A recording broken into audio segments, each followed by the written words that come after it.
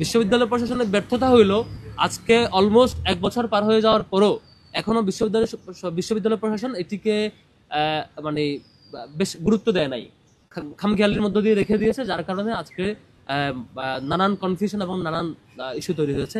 তা সত্ত্বেও বিশ্ববিদ্যালয় প্রশাসন কোনো ধরনের ক্লিয়ার নির্দেশনা না দেওয়া সত্ত্বেও ইসলামী ছাত্র শিবির ঢাকা বিশ্ববিদ্যালয় শাখার জায়গা থেকে আমরা শিক্ষার্থীদের প্রতি কমিটমেন্টের জায়গা থেকে আমরা বিশ্ববিদ্যালয় হল এরিয়ায় আমাদের কোনো ধরনের রাজনৈতিক কর্মসূচি পরিচালনা করি নাই। আমরা আমাদের সকল ধরনের রাজনৈতিক কর্মসূচি সাধারণত টিএসসি, মধুর ক্যান্টিন বা বিশ্ববিদ্যালয়ের অন্য মূল যে প্লেস সেই প্লেসগুলো কেন্দ্রিক পরিচালনা করেছি। এবং বিশ্ববিদ্যালয়ের শিক্ষার্থীরা যেহেতু হলে থাকে, যেমন ধরেন একজন শিক্ষার্থীকে আমি শিক্ষাবৃত্তি দেবো, শিক্ষাবৃত্তি তাকে তো আমি ফোন দিয়ে বলবো না তুমি যে টিএসসি আসা নিয়ে যাও, আমি বরং বলবো তুমি কোন হলে আসো সেখানে গিয়ে পৌঁছাই দিচ্ছি। এ ধরনের সেবামূলক যে কর্মসূচি, সহযোগিতামূলক কর্মসূচি, স্কিল ডেভেলপমেন্টমূলক কর্মসূচি, সেটা তার দৌড়গড়ে পৌঁছে দিতে যে আমরা হলে হ্যান্ড ওভার করেছি, পৌঁছে দিয়েছি। যেমন আমরা ফার্স্ট এইড বক্স দিয়েছি, ফার্স্ট এইড বক্স লাগবে হলের শিক্ষার্থীদের, সেক্ষেত্রে আমরা হলে সেটা পৌঁছে দিয়েছি।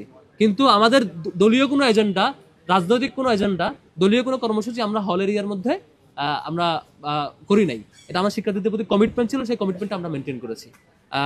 আর এর মধ্যে গতকালকে ছাত্রদলের কর্মসূচি, ছাত্রদলের হল কমিটি দেওয়াকে কেন্দ্র করে দেখলাম বেশ বিরোধিতা এবং পারস্পরিক বিরোধিতা আসছে। সবচেয়ে ভালো হতো এই প্রতিবাদ, এই বিরোধিতা প্রথম যারা কমিটি দেওয়ার মধ্য দিয়ে শুরু করছে, ছাত্র ইউনিয়ন জগন্নাথ হলে কমিটি দিয়েছে, এই রিয়েকশনটা তখন আসলে সবচেয়ে ভালো হতো। কিন্তু আমরা দেখেছি যিনি শিক্ষার্থীরা তো রিয়েকশন দিয়েছেনই, অনেক অনেক রাজনৈতিক সংগঠনের নেতৃবৃন্দ যারা রিয়েকশন দিয়েছেন, যেমন সাবেক একটা বাম সংগঠনের নেত্রী মোহাম্মদ ফাতেমা, তিনি যে রিয়েকশনটা দিয়েছেন সেটা সবচেয়ে ভালো হতো যখন জগন্নাথ হলের ছাত্র ইউনিয়ন কমিটি দিয়েছে তখন ওই রিয়েকশনটা আসা। কিন্তু একবার এসছে আরেকবার আসে না, সেটা মোর কনফিউজিং আর কি।